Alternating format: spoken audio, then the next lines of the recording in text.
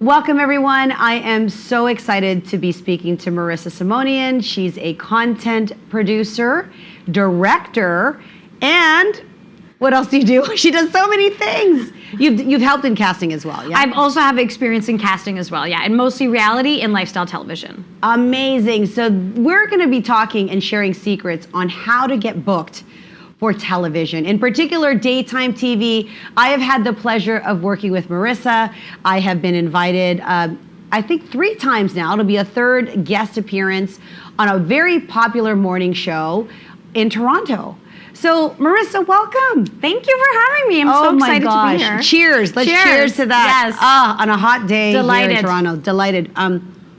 So for the benefit of the viewers here, yes, can you share your experience in television? I mean, we can take all day, but maybe high level so that they know where this advice is coming from. For sure. So I started my journey 15 years ago or so in television, and I did start very at the bottom, like in any industry, really. When you want to make your way somewhere, you kind of got grassroots. I was a PA, I was a runner, I was a driver. I did all this sort of things you don't really want to do, but it really got me an opportunity to see what jobs or positions I wanted to do. And I knew I wanted to direct. I knew I wanted to get into casting and storytelling. So I was doing research on certain shows, like plastic surgery shows, food shows, travel shows, and that sort of led me into casting. So I was in charge for trying to bring people in, like regular people, participants, to participate in different series that I was on. So I did a lot of that, and then I segued into storytelling and actually directing on set. Amazing. So I've done anything from, I've done the shows that most people know of on HGTV, like Income Property, Property Brothers. I've also directed shows called Restaurant Takeover. I've been a producer on Top Chef Canada, Amazing Race Canada, Bachelor Canada. Amazing. I've really had a great run, and right now my most recent position is I am producing full-time for City Line right now with Tracy Moore. Yes, and this is how we connected. That's right. We were looking for a dating expert, someone fresh, someone new. We wanted to bring on the show. And of course, I went to the Google, as we all do, and I started to just research basic stuff. And your name came up, and then from there, I went to your website. From there, I went to your IG page. From there, I started to see who was following you, and I saw there were some commonalities.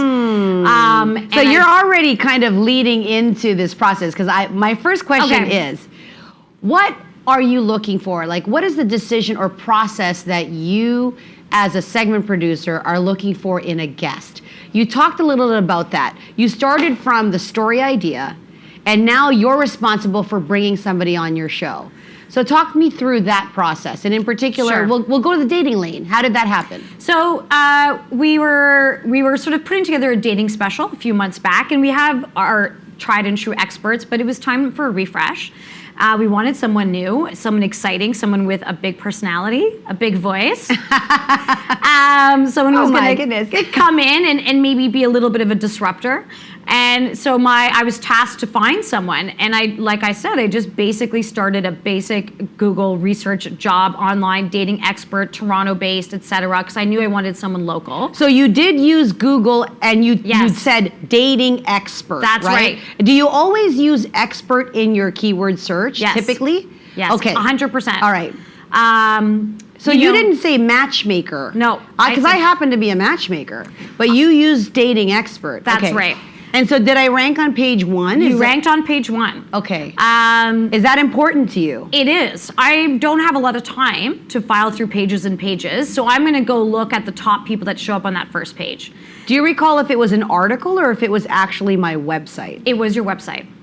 Yay. It was your website. Thanks, website guy. Yeah. That's my business partner, Pat. 100% it's important that you're showing up on the first page. Okay. Because we are also being pitched from people. We've got other producers giving us names of people they know. We have friends of friends who's like, oh, my friend's a dating person. So if I'm going to go do my own groundwork, which I will always do first and foremost before I take anybody else's suggestions in, I need to go out there and see what I find first. Got it. If you're on that first page and you come up on Google, I'm gonna look. If I like what I see, then I'll continue going a little bit deeper. So without naming my competition and the other people that were first on the list, did you go through other people aside from me? Absolutely. Okay. And then at the end of the day, What was your decision to choose me over anyone else that ranked on that first page? I'd love to know that. I mean, this is going to sound a bit cliche, but it is what we call the X factor. What is that? There is just something about, let's use you as an example. There was something about you that just flew off the screen to me. There was a sparkle, there was an energy, there was a confidence that I was like, okay, this girl's gonna bring it. Like, this woman knows what she's talking about. Was it a piece of video, or was it, would you have been able to do that, make that decision if I was not on video? No, the video helped tremendously. Do you know which video it was? I watched a reel. You had a reel that had clips of you doing other morning show interviews, and as well as I think you were on a few seasons of Mom Knows Best. Mom versus Matchmaker. Mom versus Matchmaker. Yeah. Mom doesn't know best. No, she doesn't. Matchmaker knows best. So I saw those clips, and I could just tell from the way you spoke and the way you held yourself, there was a confidence there, right. that really spoke to me, and like there was an energy that. And listen, it all depends on what you're trying to create. For City Line, you know, the show has really been changing in the last few years, and we are trying to go more fresh, more current, get a younger audience, you know? So we're really going. And I'm not a younger expert, so thank you. No, but it's not about your age. It's about the energy you're bringing and the knowledge, and also you're tapped in to what's happening right now, right? Got it. So that really excited me, and I was like, no, yeah, this girl's on fire. Like, we need some fire. That's what the show is looking for. There's so many people out there who are really good at what they do, and the only way to stand out is to really be your authentic self. Put the most confidence as you possibly can in anything that you do, and never doubt what you're doing. Because if I smell like a little hesitation, I need you to know more than me. I'm the producer. Right. The dating is your thing. If I feel like I need to tell you what to say, yes, that's going to be tricky. And I killed that segment. Oh, you nailed it. I killed that. You nailed it. And bringing a good guest for you is great. Is kudos to you as a producer. That's right. I always used to say this, and I still say it now, is that there are two kinds of people. There are ones that want to be on TV and ones that don't.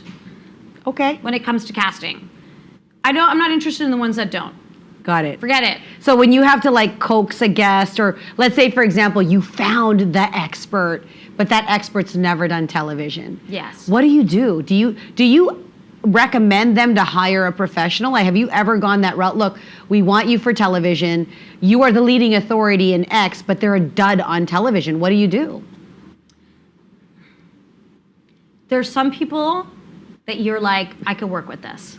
I can massage this. We could get them there. Yeah. And there's others you really just can't. Okay. And it just comes with experience, with instinct, just kind of knowing. Right. And it really depends on what we're looking for. You know. So there are TV risks, like you bring people on that you're like, sure. Hey, you're and it falls flat. It's happened to me. I've fallen in love with people on Instagram, and I've connected with them. I've talked to them. I've pre-interviewed them, and I'm like, this person's going to be great. And then they come on the show, and it's like, wah, wah, and you're like, okay, well, that one didn't work. Didn't work. What's a want? How do you get that? Give me an example, concrete example. So without outing the guest, right. I don't want to embarrass So there was a the guest that, like I said, I fell in love with on Instagram. We really connected. I liked her message. I felt like this was an important topic to discuss. I felt like she had a lot of experience and knowledge to give. And I'm like, I need to share this. I want to share this with the audience. I want to share this with Tracy. And we prepped, and we had a really great outline of what we were going to talk about. And I've seen her do live things, like her own stuff on Insta. So I was like, I know she can speak. She was attractive. She had a lot of the qualities I was looking for. So it sounds like Insta is a tool that you are using to make decisions Absolutely. about someone. Does the follower count matter that much?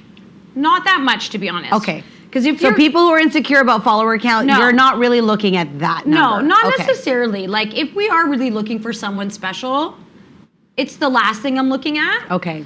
Although it helps. Yes. Okay, it helps, of course. But it doesn't. If you're good, you're good. Yeah. And she was, and then she was on the show, and I think my vibe with her didn't translate with Tracy.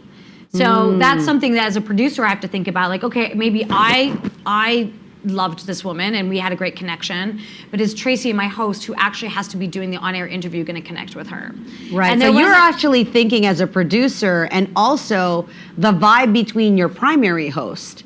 That's right. Got it. And then I think this guest also all of a sudden felt nervous. Of course, there's that. There's a moment, so I could feel her confidence like drop. Sure. As the interview was going on. And here's the other thing: we're doing this all in COVID. Everything's remote. She's actually can't really see Tracy. It was all bizarre. So to be fair, was it a massive fail? Not necessarily. Sure. The circumstances weren't best. But yes, sometimes you make a mistake, and sometimes you put someone on television that you're like, "Woo, that was a bad idea." Right. Okay, so you talked through that process. There's the wow factor that they've got to see some clip of them. So for TV in particular, you as a producer would need to see a piece of clip. I do. So if I am looking for a different kind of expert, even like sometimes we do a lot of social issue panels on the show in Cityline. So I'm looking for a different type of expert. I'm more of an academic, someone who's maybe a professor or someone who's a writer, writes articles about very particular niche type of subjects. Those people don't necessarily have video clips. Okay. But I'll go on YouTube. Have you done a presentation? Have you done an interview for another morning show? Like, I will need to see something. Will you ask them in the absence of it to do, like, have you instructed them, send me a 2-minute clip of yourself, self-tape of this topic? Have you gone that route? That will happen as well, depending, again, what we're looking for. So if we are trying to really get a new expert in one realm and we want to present a bunch of people, I'll go and find people that I like, get them on a tape, and then send that into like the series producer and be like, here are the people I've been chatting with. So are there common traits you're looking for a guest that would be ready for daytime? And you're doing lifestyle right now. What are the categories? Yeah, so on our show we cover like beauty, decor, home stuff, renovation, and cooking, a lot of food stuff as well, DIY stuff. Okay, so what are the common traits then that you're looking for in a potential guest on your show? And if you're watching this right now, grab a pen and paper, because this is a producer that gets to make the decision of whether or not you get on television. So what are you looking for? I think I said it earlier, but number one, we want someone who's confident. Okay. Confident. Have a voice. You need to have an opinion. What is your point of view? Okay. Why? Oh, I like to craft things. Cool. Why? Okay. Why? Always answer that question, why. We need to know why. There needs to be something deeper. So you need to have confidence. You need to know why you're doing what you're doing. We want to feel your passion in it. Mm-hmm. And you definitely need to have something to show for it. Yeah. It could be just starting out, but I need to see something. You've accomplished something. You've put something together. So social media channels, YouTube, Instagram, Reels. Yes. Website. Yes. Have you ever booked a guest that did not have a website? How important is a website to a guest? Most people have something these days. Okay. Most people have something. Or a Facebook page. Or like something. So it's hard. I don't know if have done that.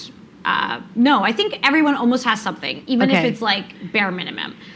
Let me ask you this. What should go, in your opinion as a producer, what do you like to see in one's media reel? You caught my reel, so my reel showed evidence that I was on other morning shows. Yes. Some competitive ones too, sorry. No more. No more. But so what do you like to see? What should go in one's media reel and what should go in a media kit? As a producer, what do you want to see? Okay. Here's the thing, it depends. So if it's for my particular show, for Cityline, let's say, for a daytime show, I want to see you being interviewed live with anyone, someone, either on another show or in this kind of situation or a podcast where... Oh, so you can listen to a podcast. So I can even listen. Okay. Yeah, like I need to know that you can speak confidently on the fly. Okay. In any capacity. Give me something. Let me see that you can do it. Yes. So that's important. And literally any kind of exposure that you've had in the past, just throw it in there. And it doesn't have to be long. Like I think your reel was like a minute and a half. Yeah. That's kind of all I have time to look at, to be honest. But I saw a variety of things. I saw you speaking live. I saw you in a reality show. I saw you in a few interviews. Boom, enough. It was enough to tell me I understood that you had a voice. Right. And that I was comfortable on television. And you were comfortable on television. Okay. And you had a point of view. I think that's what also makes people, there are many dating experts out there, but what is, like, again, why you? What is your point of view? Where are you coming from and what makes you different? Got it. And I'm looking for that. And then in terms of bio, is there a perfect length of bio? Do you like the short? Okay. Short. Short bio. Short bio. Short, please. Okay. Yeah, Short, you don't have time for passionate, long. To the point. To the point. Name a few accolades. Sure, I've done this. I've done that. What I'm really passionate about is this. This is what I want. You know, this is what speaks to me, and I'd love to share this with my audience. Great. What is a hosting red flag? Like, you're excited about somebody, but you see something, and you're like, oh, shit. Like, I wish I could break. Like, can you give me an example of what would turn you away from a host? From a guest, you mean? Yeah, from a guest. Like overly political, or if they've got or does that matter? It really, again, everything is so dependent on what the topic is. Okay. Because I might want someone overly political, a little bit disruptive, who's going to come on to do, let's say, one of these social issue panel discussions. Yes. And I want them to kind of poke the bear a little bit. Okay. So that, I don't think that really is something to worry about. It's more about, again, it's like what I said earlier, there's like the people who want to be on TV and the people who don't. And some of the ones who don't are not sure yet. They're like hesitant. If you're too hesitant, if you have a million questions, I've already kind of answered them, but you can't seem to like click into what's happening, then the red flags start. Or if people start putting me off, like I had one designer that I got brought on the show and I was very excited. We had worked together in the past. And I wanted to bring her back on, but then she kept avoiding me. And I was like, red flag, red flag. Who would avoid a producer? I knew she was going to like dip out. So I had already pre-prepared, and I talked to my series producer, and I said, we're going to have to find someone else because she's going to duck out. I just knew, I had a feeling. So I don't really like that. I don't like that. Don't mess around. I don't have time. If you want to do it, let's do it. Can you share an experience where you had a guest on? What would make a guest memorable to you that you would want to have them back? And B, where's an incident where you invited a guest and you thought, I'm never bringing this person back? What are some examples of that? Being a memorable guest can involve so many things, but great rapport with the host. So with Tracy, for example, great banter. Yeah. Your authentic self. Maybe you even make a mistake, but it's funny and you own it in the moment and things feel natural. I think for daytime TV, what's important is that we don't feel too stiff. And our audience wants to feel like you're just friends with Tracy there. You happen to be an expert in this subject. So pre-pandemic, was it live like other shows? Yeah. So meaning cameras are rolling. It's pre-taped though. It is pre-taped. But it is live. Yeah. You're in the studio, and if I mess up, you're catching that mess up. They don't edit that? They could or could not, but if depending you play how bad the blunder is? That's right. And they could play it, if you play it graciously or in a way that kind of makes it fun, then all of a sudden we get to know you better. You're not just a face. Yes. You're like a 180 person with a real personality who have all different facets to themselves. And that's what also makes experts stand out when we want to have them back and back. You start to dip a little personal stories. You tell us you have a kid, or you tell us about your vacation last summer. Like, we start to get to know you as a person. So you encourage that. You like that. Yeah, you don't want it to seem transactional. That's right. Okay. So there's that, and then having a guest on that I wouldn't want back. I mean, I worked with a stylist who we set out what we were going to talk about. Didn't talk about any of it. What did they talk about? Almost nothing. It was so bizarre. And the segment was very void, like that when I said earlier about you need to answer why, the question, why am I showing you this purse? Why am I showing? Yeah. There was no answer. It was just like, here's a purse. And I'm like, ooh, this is not a segment. This is me showing, I could be showing you my closet right now and what's in it. Like there was no purpose. And then do you think that was a lack of preparation on the part of your guest? Or did they just go rogue and want to do their own thing? I think they went a little rogue because we had prepped and we had discussed. And we had sheets and beach sheets and things, and I think there was a bit of rogueness there happening. And then also there was like a whole presentation of jewelry that we had not discussed that really felt like a planted ad. Yeah, that is a no-no. When you bring that. in like, and here's my glass of rosé from company XYZ That's right. that I just brought in. And it's not that we can't do things like that, but we need to discuss it. Absolutely. You need to come to me and say, hey, Marissa, I'm working with this amazing venue where we're doing speed dating at for this thing I'm doing. I'd love to mention them. Okay, let me talk to my people. Sure, great. You know what, Carmelia, great idea. Let's talk about the venue and we can mention it and we can give a little tag or whatever. You can't just like show up out of the blue with like all this stuff from a company that we haven't discussed with. Absolutely. And it's like you're making a commercial on our show. So we have to cut it out. Yes. Let me ask you this. We're going to move on to pitching right now. Receiving pitches, getting pitches. What is the reality of your inbox? And what do you like to see in the subject line that's going to grab your attention? Like, I really want to know, like, how many emails do you get a day? How many of them are from a publicist or the expert themselves?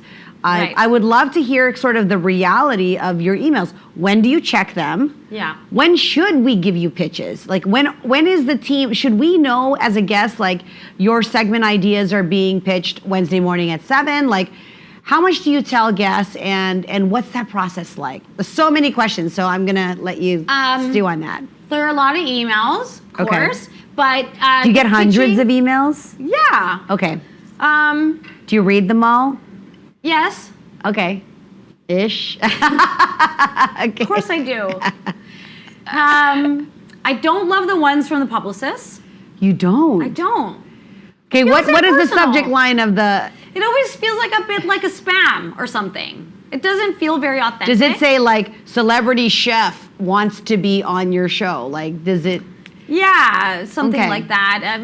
So you're not a fan of the ones from the publicist? No, I like a personal reach out. Okay. But that's me. I'm old school also. I mean... What's a personal how is someone going to catch your attention? Right now I'm speaking to you. So every producer that I meet is going to be different, right? So there isn't a one size fits all. But seeing as you're here, you get to make the decision of who comes on your show. How do you like to be approached? Like a nice email that's just like, hey, love your show. This is what I'm about. Would love to have a chat. Maybe we can do something together. Simple, again, not... Without saying what that is? No, this is what I'm about. This is what I'm a crafter. Don't they give you the idea, so you want the idea in there. Well, it depends. Are you pitching yourself as a long-term expert? Are you pitching yourself you just want to get on. You want to get on television for the very first time. Yeah. And so when it comes to pitching, that's what I'm saying. What is going to catch your eye? Not just I want to be on TV. No. It should be driven to your audience. It should be driven to the audience, and I should have a feeling that there's longevity to it. Like it's just not a one-off. Like you are a creator. The one and done. She doesn't want you to hit it and quit it. Okay. Like a repeat offender. I need to know like this is what I do, and I have multiple projects that I can do on the show. Yes. I can do this cool DIY. Let's just go with DIYers. Yeah. I could DIY this table into or whatever. Yeah. But also, here are a bunch of other things I've done, and I go, oh, that's interesting. That's one segment, two segments. But now so you like to see diversity. Diversity, and I'm thinking about how many segments I could fill. Because on a daytime show, you got 5 segments, 5 days a week. It's a lot. You need a lot of content. So are you responsible for the entire hour show in the morning? Are you the prime? There's several producers. There's several producers, there's several of us, and we all kind of have our niches. Okay. So I'm primarily in charge of like lifestyle, the dating, lifestyle, home decor, food. Dating, lucky me. Sometimes parenting and a lot of the social issue panels. And then we have other girls that focus more on like reno or... Sure. Other tech, exactly. Traffic, tech, travel, or whatever. Yeah. So we all have our kind of niches, and then we kind of like go for that. But we always share too. If I see someone's trying to put together a panel about relationships, and I'm like, well, call my girl, call Carmelia. She'll come on and So do you like it when it says hi Marissa, or do you respond? Do you also like, dear daytime segment producer? I mean, should they know your name? Here's the bottom line. It doesn't matter. If you're good and interesting, I'll look at it. Okay. And what determines good and interesting? Should I have a clip in there for you to view? Totally. And should I have my social handles for you to view? 1000%. So make it easy for you in the pitch. Here's what I've done. Not a massive resume, but so that you can click. Don't make me look for you. No. Right? Dear City Line producer / Marissa, if you get my name, I'm a DIY crafter. I love doing things that are kid family friendly crafts. Here's an example of what I do. Here's my Instagram handle. Love it. If I could be on the show, can we get in touch? Looking forward to hearing from you. So I can just like click on your Insta or click on some photos, like just have a look right away. Okay. And if it looks good, and if it's all there and the information's easy, I'll probably get in touch with you. And my first step is always a phone call. I like a good FaceTime. And I'll get you on FaceTime and I'll chat with you in that way. I know you did. She wanted to FaceTime me and I'm like, Zoom, FaceTime, whatever. We did a FaceTime. Whatever. That was great. Zoom, I don't know. I'm like, I just call you on your phone. Whatever. You just want to see you want to see the real deal. And I want to talk and I want to get your sense of who you are and your character. And so that's a very baseline first stage. You expect a visual call, whether it's Zoom or So you have had experience in casting, which obviously has allowed you and led you to being able to now choose what guests get to appear on morning shows. What have you learned about the casting process, and what tips can you give to someone who is casting for a role on a reality show or for anything? Like, what's the best tip you can give to someone who's about to cast for a reality TV show role? You need to be fearless. Okay. You need to be your authentic self. No one wants a fake story. People are like, maybe I should like say this and maybe it sounds more interesting, or maybe I should like As in, you guys can catch the bullshit meter? Yeah. Like, do you feel that? You can, and also I'll tell you, and people may not agree that's with your me. camera if you want to. Oh. Yeah, there you go. I'm like looking at the floor. People may not agree with this. However, the real story is always the best story. It really, truly is. The truth is always more interesting. So instead of trying to come up with some kind of crazy idea, I'm this kind of person, I'm that kind of person. No, be your person who you are. Tell your truth. It will be the most interesting, always, hands down. Have you heard the phrase, your mess is your message? And what do you think about that? I feel like that every day. My mess is my message. Yeah. I haven't actually heard of that. That's interesting. But I think it does fall into what I'm talking about. Yeah. Own your mess, own yourself, and present that. That's what we want. You know. People always say, you know, like things like I've worked on The Bachelor, and they're like, oh, well, they casted this girl because she was like this, and like, well, of course we did. We knew she was cuckoo. Okay. And we knew she was going to come out there and be wacky and like say crazy stuff. First of all, it was entertainment, and she was not shy to be herself. How do you deal with, in daytime television, and particularly in City Line, do you tell guests whether F-bombs are acceptable or shit bugger damn or whatever? Like, do you bleep that stuff out? I'm just asking for there's myself. no swearing on City Line. No swearing. Okay. Would that be like a time for a guest to like not come back if they start like dropping F-bombs? Well, or would you bleep, or is it more like, we would probably, it depends. If it was like because they were nervous and they said something by accident. Yeah. Like, is nighttime a little different? Are there? Well, reality is like completely different. Sure. You just say whatever and people will bleep it out. Right. But daytime for sure. No, there's absolutely no swearing. No, okay. no. We don't do that. You prep that. Okay. Yeah. And most people know when they're coming on, like, we're talking about like throw pillows. Like, yeah. There's not maybe these fucking throw pillows. These fucking throw pillows. You fucking love this shit or what? I fucking love this shit. I fucking love it. Oh my God, you got to see us behind the scenes. Yes. It's so much fun. So there's none of that. Although I will say it doesn't mean like it's such an uptight, proper process. Like we're having fun, we're having a good time. But when it comes to being on camera, we're rolling at 10 a.m. every day. So like. Let me ask you, and are there opportunities on daytime television for brands to have sponsored spots? Yes. And I don't know that you can answer numbers, but I know I speak to a lot of companies, a lot of brands that may want to do a product placement. Like, for example, right. on Valentine's Day, I've often been called to do best gifts to give to your partner, or at Christmas, what should you buy somebody you're just dating, like things of that, gift guides. How does one, not from an influencer standpoint, but from a TV, a brand to a television producer, do they contact you, or is there a sales and marketing department that does that? And are we talking, do you have any idea of numbers? Are those in the thousands? Like, do you have any clue about that? So it is a little more, it is a little complicado. Like, we have a sales department that specifically that does do that deals with sponsored content. Sponsored content and big money. Okay. Bigger things that I have nothing to do with. Okay, got it. But however, on a smaller scale, let's say we were to do a segment together and you were like, I want to do like 5 things to buy your so-and-so on Valentine's Day. Right. And you had sponsors and, a company that was like, can we hawk our wares over there? And we discussed what they were, and I presented them to my boss, and there was no conflict. Like, for example, like sometimes all the guests will get, let's say it's a teeth whitening company. Sure. And they want to come on and like, we'll give everyone in your studio teeth whitening. Yeah, we do so that they stuff. would, okay, so you do that. It's just a matter of working it out with your team. That's right. And it depends how big it is. And again, there's a sales team that deals with bigger deals. On a smaller scale, me as a producer, I can pass through smaller things.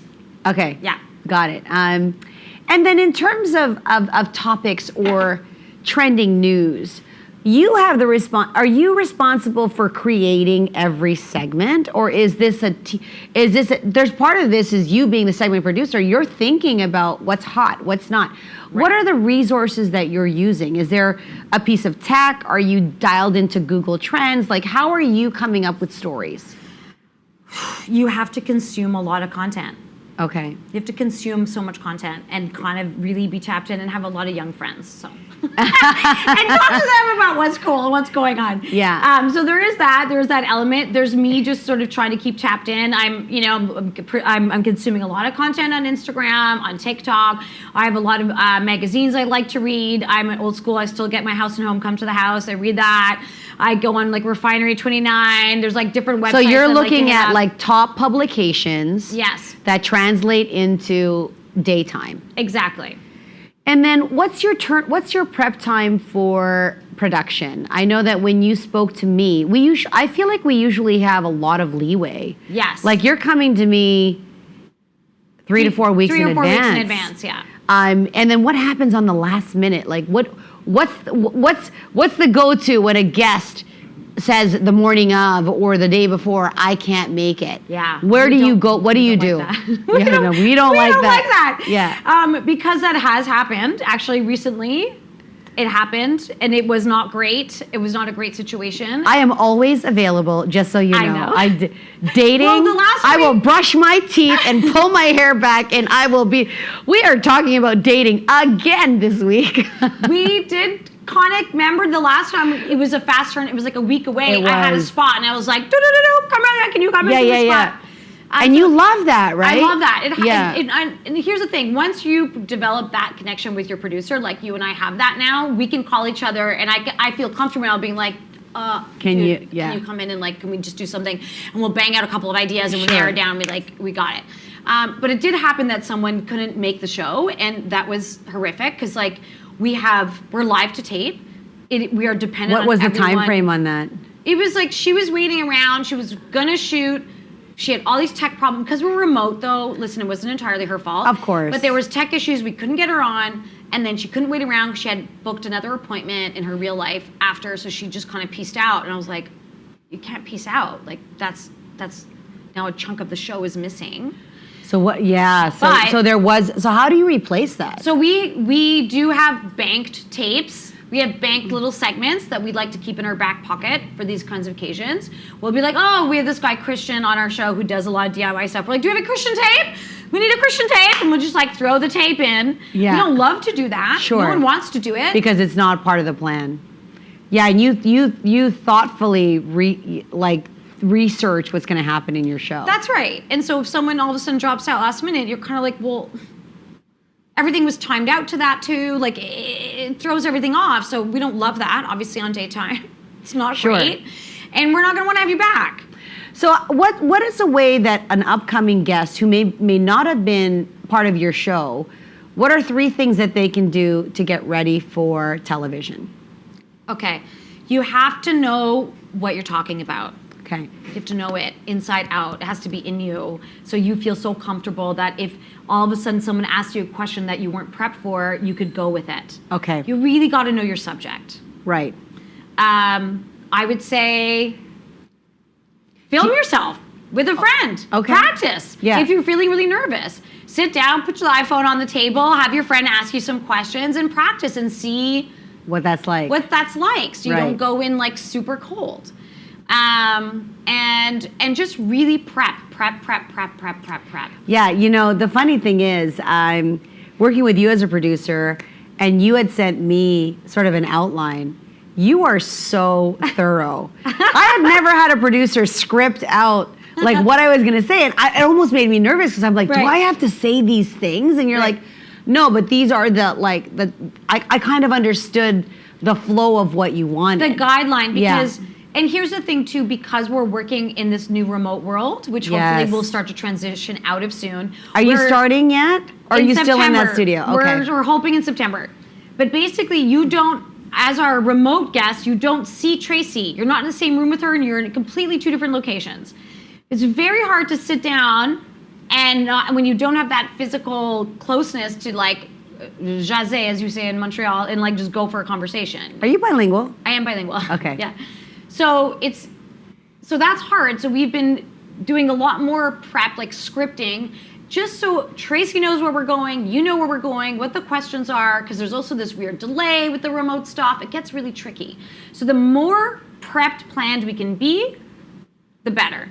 Do you need to say word for word what's on there? No. Should you go authentically and with yourself 100%? But at least we kind of have a plan. It's like writing your outline, you know, for your essay. And then you present that and your teacher goes, oh, okay, this is what you're going to talk about? Cool. Go write the essay now. Perfect. And then basic prep tips for in-studio, arrive on time. Early. Arrive early. Please. Outfits.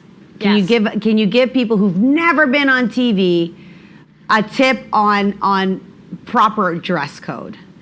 Because I know that solid colors are much more preferred than patterns, right? Well, because there are some patterns that like a big freaky. pattern. Big patterns are okay. It's the tight ones, like those really tight pinstripe. What do you call that? Is it plaid? Plaid probably. But or like a that black gingham, that fox gingham. Okay, whatever. There's words. Usually it's more like men's shirts will have these kind of patterns, and this thing called moraying happens. Yes. Where the shirt starts to buzz. Okay. And we don't like that. It's a bit funky. Don't wear a black turtleneck. You will look like a floating head. Got it. Okay. It's like that's also weird. You don't. And dress for your brand, right? Dress for your brand. Mm-hmm. Don't people are worried about makeup, TV makeup. Just be natural. Don't get cuckoo. Like we still want to know who you are. You don't want to look glamorous, so you're a glam girl. That's who you are. And I'm like, what do you mean? Don't worry about makeup. That's complete fallacy. Don't worry about trying to look like something you're not. Sure. You need to. I mean, I put on makeup today. Yeah. You look amazing. But I feel like I look like myself. Yes, I'm, 100%. It's the makeup, no makeup look, right? Yeah. And that's my brand. That's how I am. But and then you should so be on time. Dress appropriately for your brand. Do not wear a black turtleneck. Have some bright colors, though. It's nice. Yes. It's nice. Have some bright colors. Every time I've been on Tracy's show, we are wearing the exact same color. Yeah, like a fuchsia. I wore a salmon. I wore that navy blue. She wore blue. I wore that pink salmon. She wore pink. Right. What the heck? Anyway, we're on sync. We're in sync. I think we covered so much. Is there anything else that comes to mind for anyone who's preparing to get on daytime television in terms of like what producers are looking for, like faux pas or like must-haves? Honestly, I think we covered everything. We really did, but I would say again, confidence is everything. Even if you gotta like fake it till you make it a little bit. Mm-hmm. It's important. We want to feel who you are. We want you to know what your point of view is. Answer the question why you, why this craft, why this decor, why. Oh, I got something that just came up. My girl, the day we did the dating segment, you had Shanna Boudram. Yes. You had Damona Hoffman, which is a really good friend of mine, and she was in LA. So you are a Toronto daytime show, but anybody who's watching right now, they could be anywhere in the world, at least for right now, because it's remote. That doesn't matter, right? They can be in any territory. Absolutely. As long as they've got a great story or a pitch. Is that what it is? Absolutely. And because we're a national show also, we are always looking for people across Canada, coast to coast. I have chefs in Saskatchewan that I have on the show, a chef in Halifax that I like to have on the show. And what this remote sort of new wave TV thing, what we've learned is that we can have that. So we're going to hang on to that. We're always going to do probably a remote segment, 1 or 2 a day, because now we have our favorite people across Canada or in the States. Yes. And we're like, oh, but we can actually make this work. So we will always have that element now, which has sort of been a new fun discovery that we're like, oh, we're not so trapped to like Toronto-centric. Amazing. Oh, so on that note, where can anybody who is an expert get a hold of you? I don't want to inundate your email, so you tell the audience where they can get a hold of you if they're in the lifestyle or relationship. I got dating covered, actually, but no. No, we're dating experts. We already have that. No, where can they get a hold of you if they'd like to send you a pitch and follow as well? So send it over there. Okay, well, you could go to cityline.tv, which is our main website of the show, and on there will be a section that you can submit to. There's a submissions email where people will send in sometimes questions just about their own like decor or food questions they have for our experts. But within that email, you can send your There's pitch. an application process. There is. And are you one of? Do they divide it according to the segment? No, all of us will see it. All of you will see it. All of us will see that. So there's a good chance going through the website, it will be read by someone. One of us. Okay. Yes. So that's the best place. And then for Instagram, how can they connect with you? Well, they can connect me directly at Mata, which is at MHATA. Yes. And that is my personal Instagram, but I also share all my work stuff on there as well. And I'd be happy to, DM me, man. Woo! Do you do Twitter? I hear journalists are all doing Twitter. You know what? I have a Twitter handle. I don't use it. I don't care for it. I'm a little like lo-fi when it comes to the social media stuff. Right. I just started. I don't TikTok, but I did the app on my phone because of work. Oh, you got it. So I watch it now, and there's a few people on there that are really hilarious. But I don't do it myself. Amazing. Yeah. Okay, well there you have. We just shared some incredible secrets straight from a segment producer and casting, a casting specialist done casting. It's content producer. So producing content for daytime television. She's just giving you the tips, how you can get featured, how you can get noticed, what should go in your media reel. So with all of that, we hope you've enjoyed it, and we can't wait to see you on television. Thanks so much, Marissa. Pleasure. Cheers. Cheers.